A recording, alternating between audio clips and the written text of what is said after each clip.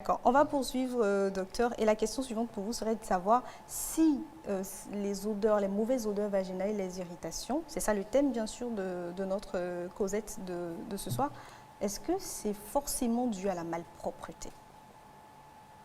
Eh ben, tout à l'heure, même dans votre générique, vous l'avez dit, je sais pas, vous avez éliminé cette histoire même chez les, je sais pas, chez les enfants. Même chez les enfants, ce que vous êtes en train de dire, ça existe bien. Alors, donc c'est vrai, il y a la malpropreté qui peut être responsable d'une mauvaise odeur. Mais également, il y a autre chose, il y a beaucoup de choses d'ailleurs qui peuvent être responsables de ça. Comment gérer la question des odeurs et des irritations vaginales chez les enfants pubères? C'est bien ça, docteur, les enfants pubères? Ben, les enfants pubères, je parle de tous les enfants, les enfants pubères. Pubères, c'est-à-dire, eh ben, comme je l'ai dit également, c'est-à-dire pubères, c'est-à-dire qui commencent déjà par avoir les règles, donc ça. Les ovaires commencent à fonctionner. Mais il y a beaucoup de... Bon, les enfants pubères, il y a beaucoup de causes. On va renvoyer cette balle à Gracia avant que le docteur ne reprenne, bien sûr, en renfort. Bon, moi, je dirais que parler d'hygiène avec son enfant ado peut être délicat. Ça peut être délicat parce que l'adolescence n'est pas la période la plus facile de l'existence. C'est une période où les enfants sont plus ou moins perturbés et tout. Donc, je pense que pour parler de ce sujet-là, avec un enfant, il faut y aller directement. C'est-à-dire, il ne faut pas tourner autour du pot, mais il ne faut pas le choquer non plus. Il ne faut pas l'embarrasser non plus. Il faut y aller terre à terre. Un exemple.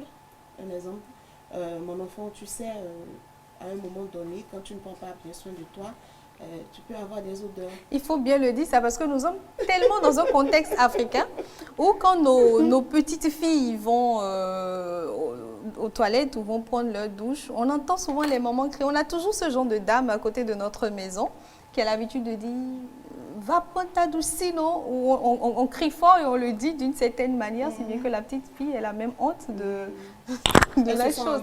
Elles sont très embarrassées. Non, pas du tout. Il faut y aller doucement avec elle. Lui apprendre, comment est-ce qu'il faut s'y prendre. Puisqu'on part du fait que c'est un phénomène qui peut se produire même quand la femme est propre, quand elle est trop propre. Comment on parlait déjà en intimité? On reviendra vers le docteur pour savoir. Comment est-ce qu'on en parle en intimité, monsieur Leguessu? Bon, il n'y a pas de question taboue.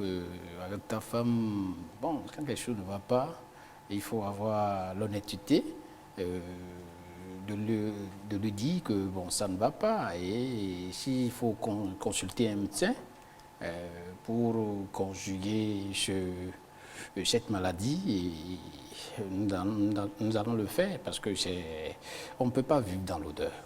On ne peut pas vivre dans l'odeur, une odeur désagréable encore.